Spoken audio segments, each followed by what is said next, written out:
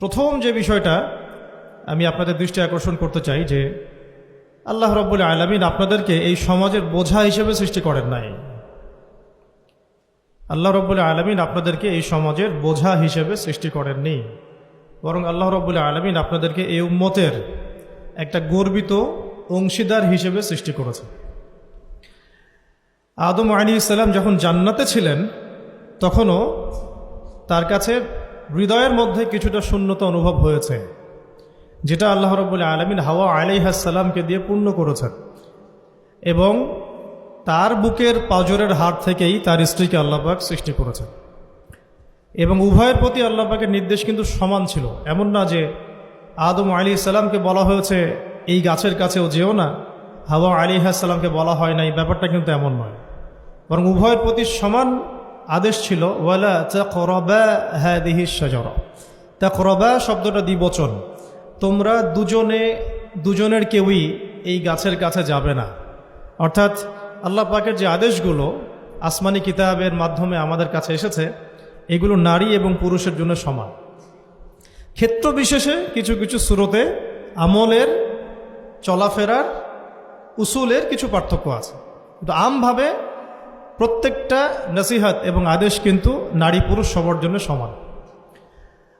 আমরা যদি চাই যে বাংলাদেশের মাটিতে দিন প্রতিষ্ঠা করতে, তাহলে শুধুমাত্র পুরুষদের ভূমিকা যথেষ্ট না, কোশ্চিনকালও যথেষ্ট না। কারণ প্রত্যেকটা পুরুষই কোনো না কোনো মায়ের সন্তান, কোনো স্ত্রীর স্বামী, কোনো বোনের ভাই অথবা কোনো মেয়ের বাবা।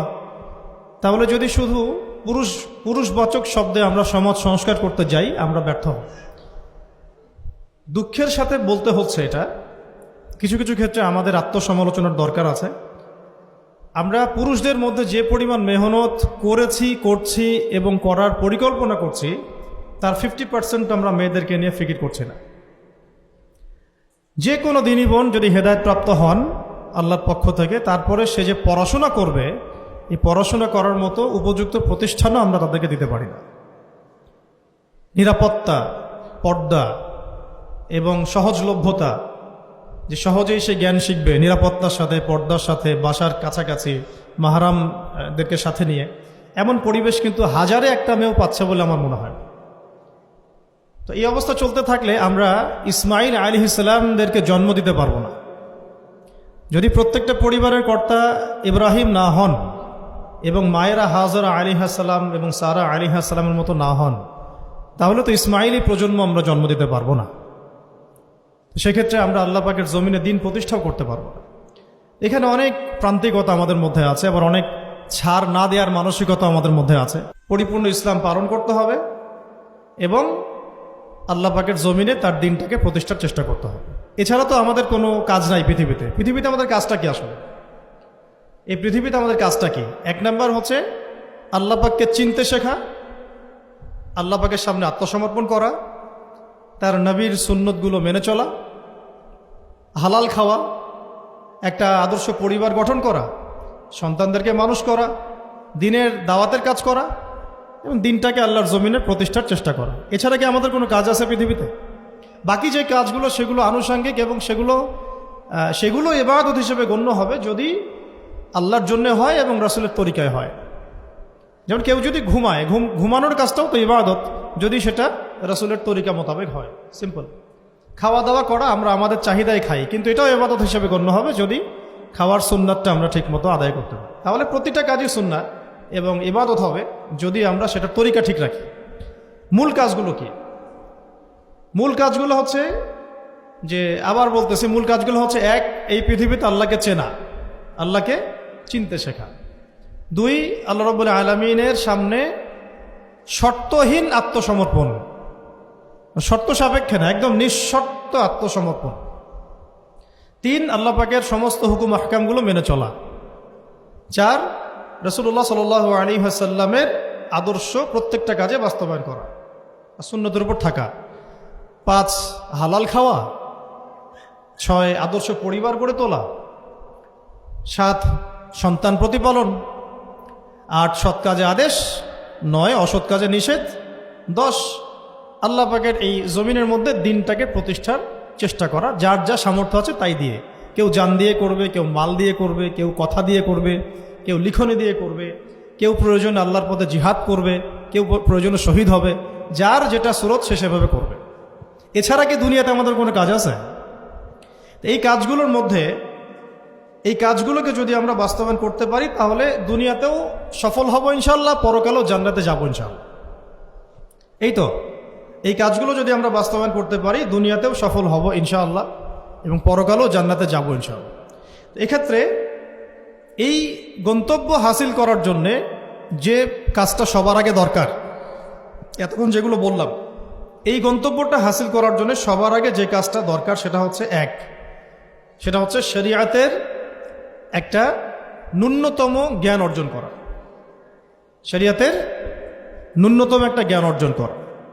শরিয়াতের ন্যূনতম জ্ঞান বলতে আমি কি মিন করছি, কি বোঝাচ্ছি? আমি বোঝাচ্ছি কমপক্ষে আপনাকে বিশুদ্ধ করে কোরআন তেলাওয়াত করা শিখতে হবে, 1 নাম্বার।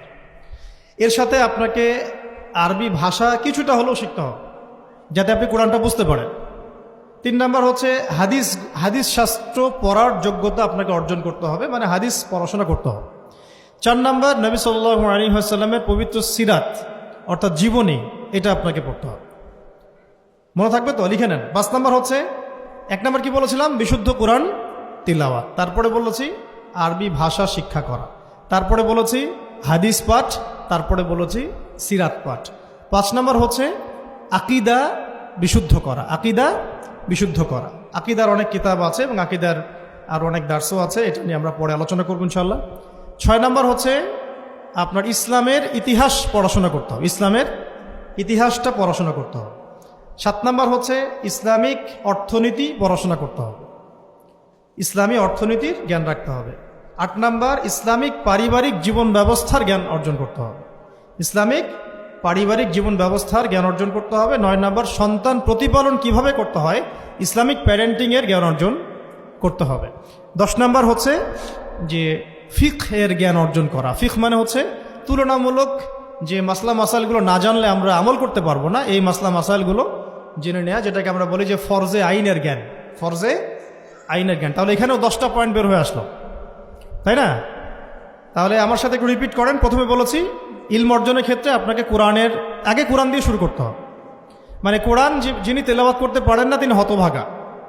মুসলিম পরিবারে জন্মগ্রহণ করেও যিনি কোরআন তেলাওয়াত করতে পারেন না, আমি মনে করি না এই পৃথিবীতে তার চেয়ে হতভাগা কেউ আছে, আমি মনে করি না। মানে কোরআনের সাথেই সম্পর্ক নাই, মানে আল্লাহর কিতাবই সে তেলাওয়াত করতে পারে না, তো সে এই পৃথিবীর সম্পদ নয় বরং বোঝা। আল্লাহ পাক আমাদের সবাইকে আল্লাহর কিতাব শেখার তৌফিক দান করেন। একটা 1 নাম্বার, এখান থেকে শুরু হবে পড়াশোনা। আগেই একটা আদনান ভাইয়ের বই নিয়ে নিলাম, আগে একটা অমুক স্কলারের বই নিয়ে নিলাম, আগে একটা তমুক স্কলারের বই নিয়ে নিলাম, এভাবে পড়াশোনা শুরু করতে হয় না। পড়াশোনা শুরুটাই হবে আপনার কোরআন থেকে, সব বন্ধ, আগে কোরআন তেলাওয়াত থেকে শুরু করতে। তারপরে আপনি আরবি ভাষায় আসবেন, হাদিস পড়বেন, সিরাত পড়বেন, ইতিহাস পড়বেন, অর্থনীতি পড়বেন, আস্তে আস্তে পড়বেন। এভাবে ফিকহের জ্ঞান, আকীদার জ্ঞান, সন্তান প্রতিপালন, ইসলামিক এই জীবন ব্যবস্থা বা পারিবারিক জীবন ব্যবস্থার জ্ঞানগুলো অর্জন করা। তো ইনশাআল্লাহ আমরা এই জ্ঞানগুলো অর্জনের চেষ্টা করবো তো ইনশাআল্লাহ। এখন কঠিন প্রশ্ন হচ্ছে, এখন আমি তো বললাম একটা তাত্ত্বিক কথা বললাম, এখন আপনিও জানেন আমিও জানি, এইটা আপনি এখন কিভাবে করবেন, কিভাবে করবেন, সম্ভব কিনা আপনার পক্ষে? কারণ এখানে অনেকেই, বেশিরভাগই হয়তো বা জেনারেল ব্যাকগ্রাউন্ডের মানুষ, যারা অনার্সে পড়েছেন, মাস্টার্স পড়েছেন বা এখন ফ্যামিলি লাইফে আছেন, কেউ কখনোই মাদ্রাসার দুয়ারেও যেতে পারেন না। তাই এখন যদি আপনি এগুলো শুরু করতে চান তাহলে আপনার সামনে অপশন কি আসলে? আপনি কি আবার শুরু থেকে মাদ্রাসায় ভর্তি হতে পারবেন? উত্তর হচ্ছে না।